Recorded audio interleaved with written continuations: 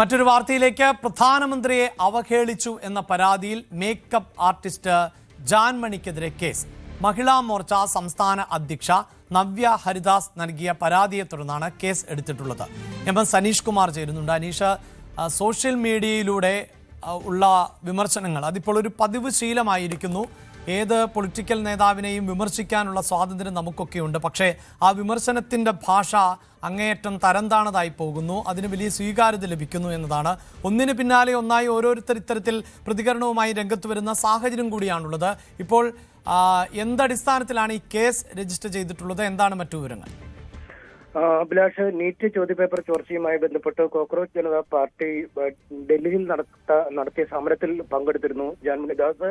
പിന്നാലെയാണ് സമൂഹ മാധ്യമങ്ങളിലൂടെ ഇത്തരം വളരെ മോശമായ പരാമർശങ്ങൾ പ്രധാനമന്ത്രി നരേന്ദ്രമോദിക്കെതിരെ നടത്തിയത്. ഒപ്പം അദ്ദേഹത്തിന്റെ മാതാപിതാക്കളെ പോലും മോശപരമായ രീതിയിൽ പരാമർശിക്കുന്ന വാക്കുകൾ അവരുടെ ഭാഗത്തുനിന്നും ഉണ്ടായി. ഇതേ തുടർന്ന് വലിയ പ്രതിഷേധം സമൂഹ മാധ്യമങ്ങളിൽ ഉയർന്നിരുന്നു. ഈ പ്രതിഷേധങ്ങൾ ഉയർന്നതിന് പിന്നാലെ അവർ പരസ്യമായി ഖേദപ്രകടനവും മാപ്പു ഒക്കെ നടത്തി താൻ ഉദ്ദേശിക്കാത്ത രീതിയിലാണ് ഇത് വ്യാഖ്യാനിക്കപ്പെട്ടത്. അല്ലെങ്കിൽ ആ സാഹചര്യത്തിലെ ഒരു സമ്മർദ്ദം മൂലം ചില വാക്കുകൾ തന്റെ പക്കൽ നിന്നുണ്ടായി. പക്ഷെ അതൊരിക്കലും പ്രധാനമന്ത്രിയെ അവഹേളിക്കാൻ ഉദ്ദേശിച്ചതല്ല, അല്ലെങ്കിൽ അദ്ദേഹത്തിന്റെ മാതാപിതാക്കളെ അവഹേളിക്കാൻ ഉദ്ദേശിച്ചതല്ല. താൻ ഒരു ചെറിയ കുട്ടിയാണ്, അതൊന്ന് ക്ഷമിക്കണം എന്ന രീതിയിലൊക്കെയുള്ള മാപ്പപേക്ഷ അവർ സമൂഹ മാധ്യമങ്ങളിലൂടെ തന്നെ നടത്തിയിരുന്നു. പക്ഷെ അതൊന്നും ഇത്രമേൽ വലിയ വ്യക്തി അധിക്ഷേപത്തിന് പോംവഴിയാവുന്ന ഒരു മാപ്പപേക്ഷയെ കരുതാനാവില്ല എന്ന് തന്നെയാണ് വിലയിരുത്തലുണ്ടായത്. ഇതേ തുടർന്നാണ് BJP പ്രവർത്തകർ പലയിടങ്ങളിലായി ജാൻമണിദാസിനെതിരെ പോലീസിൽ പരാതി നൽകുന്ന ഒരു രീതി ഉണ്ടായത്. ഇന്നലെയാണ് മഹിളാ മോർച്ച സംസ്ഥാന അധ്യക്ഷ Navya Haridas Kozhikode city police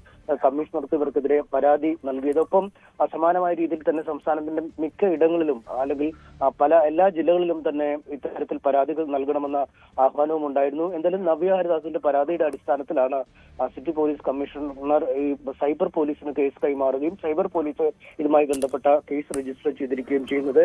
Kerala police ആക്ടും BNS-ഉം ഒക്കെ ഉള്ള വകുപ്പുകൾ പ്രകാരമാണ് കേസെടുക്കുന്നത്. അതായത് കലാപത്തിന് ആഹ്വാനം ചെയ്യുക, വ്യക്തിയെ അധിക്ഷേപിക്കുക, ഈ ഒരു മാധ്യമത്തിലൂടെ അല്ലെങ്കിൽ ഇലക്ട്രോണിക് മാധ്യമത്തിലൂടെ ഒരു വ്യക്തിക്ക് ഹത്യ വരുത്തുക തുടങ്ങിയ വകുപ്പുകൾ ചേർത്താണ് അവർക്കെതിരെ കേസെടുത്തിരിക്കുന്നത്. എന്തായാലും കേസിന്റെ അനുബന്ധ നടപടിക്രമങ്ങളുമായി ഇനി പോലീസ് മുന്നോട്ട് നീങ്ങും. ഒപ്പം കേരളത്തിൽ മാത്രമല്ല, കേരളത്തിനൊക്കെ പുറത്തുള്ള പലയിടങ്ങളിലും സമാനമായ പരാതികൾ നൽകുമെന്ന് നേരത്തെ തന്നെ BJP അറിയിച്ചിരുന്നു. എന്തായാലും ഒരുപാട് സ്റ്റേഷനുകളിൽ ജാൻമണിക്കെതിരെ പരാതികൾ ഉണ്ടാവുകയും കേസുകൾ ഉണ്ടാവുകയും ചെയ്യുമെന്നാണ് നമുക്ക് മനസ്സിലാക്കാൻ സാധിക്കുന്നത്. അഭിലാഷ്, വിശദാംശങ്ങളാണ് MS അനീഷ് കുമാർ നൽകിയത്.